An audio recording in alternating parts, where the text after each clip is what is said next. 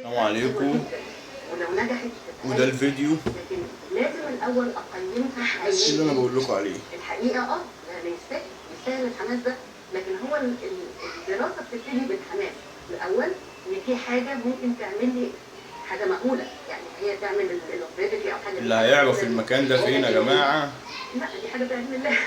انا عارف اللونجيفيتي عشان بص، انا بترجم للناس بنقول عليه المكان ده حقيقي مش هزار. طلعوا بامر الله. بص الهيلث سبان، يعني زي ما بنقول اللايف سبان مع الهيلث سبان، واضح كده الانسان يعيش بصحه، صحه جيد، صحه جيد. ده اتعمل على طيب. المعمل، على الخلايا. هو الاستاذ عمرو اديب دلوقتي جايب ايه؟ جايب دكتور التغذيه اسمى واعلى بكتير من كده، عشان وقاعد كده بيتكلم لازم نعمل دراسة عن على البني ادم، هل ده فعلا بيحصل في البني ادم؟ الغدد والسكريات والاكل والحاجات ديت والسكر والكلام ده.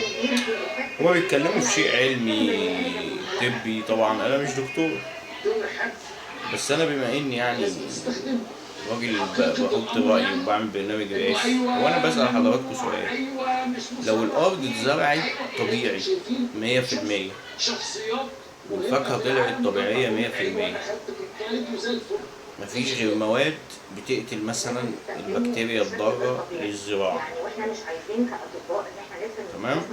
هل ده مش هيبقى ليه تاثير على صحه الانسان افضل ولا ايه بالظبط؟ طيب وبتشجع بعض عليه. هل الانسان يستخدم المواد الزراعيه بس كأكل ليه مدى الحياة، هل ده هيكون ليه تأثير على الصحة اللي هو الجانب النباتي فقط؟ وبعدين يعني كان في كوكتيل كنت عايز اشربه، هل ده هيدي طاقة للإنسان؟ مش واخد ترخيص الناس بتستعمله. هيبقى ايه تأثيره؟ ده حقيقي، والاول حاجات كتير غريبة في المجتمع. يعني مثلا هقول لك على حاجة، وضع زي بريشر على المؤسسات العلمية. الفيديو ده والمكان ده موجود، انا معايا الفيديو على فكرة، بس انا مش عايز انزله دلوقتي يعني، استنى شوية لما حد يسأل. وعلى فكرة المكان ده جايب على القناة دي 2000 مشاهدة، يعني اللي هيوصل للقناة هيلاقي الخريطة بس بعد الفيديو على طول. بص عاملين ازاي؟ بص شايف الخريطة اللي هي المابس دي؟ ده المكان بتاع الطريق. انا لو شغلته دلوقتي هيظهر لك يلا بقى بالمرة، عشان ايه؟ عشان ما حدش يقعد يكدب ويقول انت مش قادر تظهر ولا حاجة. اكيد اللي استخدموه دول لقوا نتيجه يا دكتوره. استنى احسن لا موجودة بقى نتيجة او حس بيها ما نقدرش نكتبها ابدا.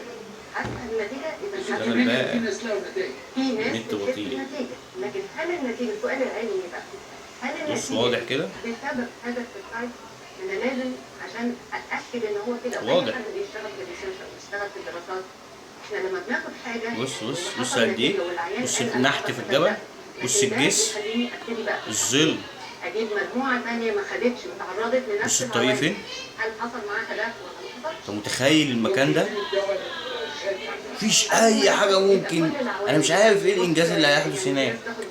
المكان هادي، موسيقى، الناس بتتكلم عليه، ده كده يعني يخلي الواحد طالع مبسوط جدا. او يعني هايدريشن، كلنا بننسى نشرب ميه، هايدريشن. لكن لو هو فعلا اثبت ان هو فعال وامن، صح بقى؟ الناس اللي خدت مثلا الريت ده عامل هوس خصوصا للستات. بص بقى، والكلوب برضه بالنسبه للستات. ده كان فيديو كده بيتكلم عن حاجات دوليه. ما هي الحاجه ده والله حاجات بلاوي، انا شربت بلاوي بنشوفها في الكوكب ده. لا طب ايه علميا بقى؟ بص حصل ايه في الجسم فعلا؟ ده مثلا تشبيه ليا، ولا بالمحلول ده عمل هايدريشن، ولا هو فعلا اشتغل على المستقبل ده بدل ما يأذي حاجه بص ثانيه؟ حاجه مهمه جدا. حد فاهم الفيديو ده؟ انا مش بدور على حاجه انا حسيت انها كويس او ترند الناس حست انها كويسه، حست كويسه بسببه بدون مشاكل صحيه فيما بعد. يعني مثلا في حاجه زي هرمون النمو. يعني انت عايز تقول لي الملايين اللي بيستخدموا دول انا بقى عايز اطلع بيان زي ده لجميع الوزراء، حس بحاجه حس بيها الدخل لكن هل هي والمصروفات ولا لا؟ وسعر المواد الخام او المواد المستخدمه بكافه التفاصيل. هل هنقدر نعمل دواء بشفافيه؟ خدوا الدواء، مجموعه ناس ما خدتش الدواء، عشان اقدر اقول ان هو السبب في الحقيقه.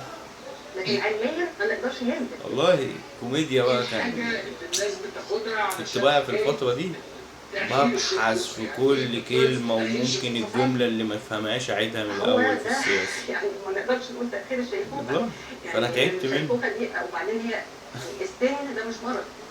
بس. يكبر في السن ده لوحده مش مرض، في حاجة في السن. طبعا الأستاذ عمرو أديب كان مأكد عليا امبارح إن في كلام خطير النهاردة. ده مش مريض. تمام. ما اقدرش اقول ان انا وبعدين قام جاي عابد مطاعم، وقام جاي عابد حالات قرية في الساحل. بيطلعوا يقولوا هم ال 300 جنيه لسه معاك؟ شفت دول؟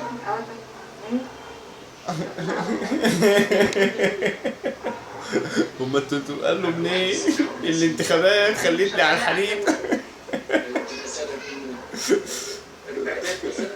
شكله كل أكلة حلوة مع 3 ما باخدش بالتعب. وطلعوا على قرية الساحل الشمالي أو مضوا العقد في القاهرة. خدوا شاليه ولا حاجة. انا اول واحده استخدمها، لكن لازم بص ما سمعناش صوته النهارده. دي دراسه ممنهجه. أنا قاعد مستني دراسه ممنهجه. نشوف الأستاذ عمرو أديب هيعمل إيه، فأعمل إيه؟ فأعمل ستوب كده يعني إيه أنزل الفيديو ده ونتقابل تاني. طب احنا في أي مرحلة في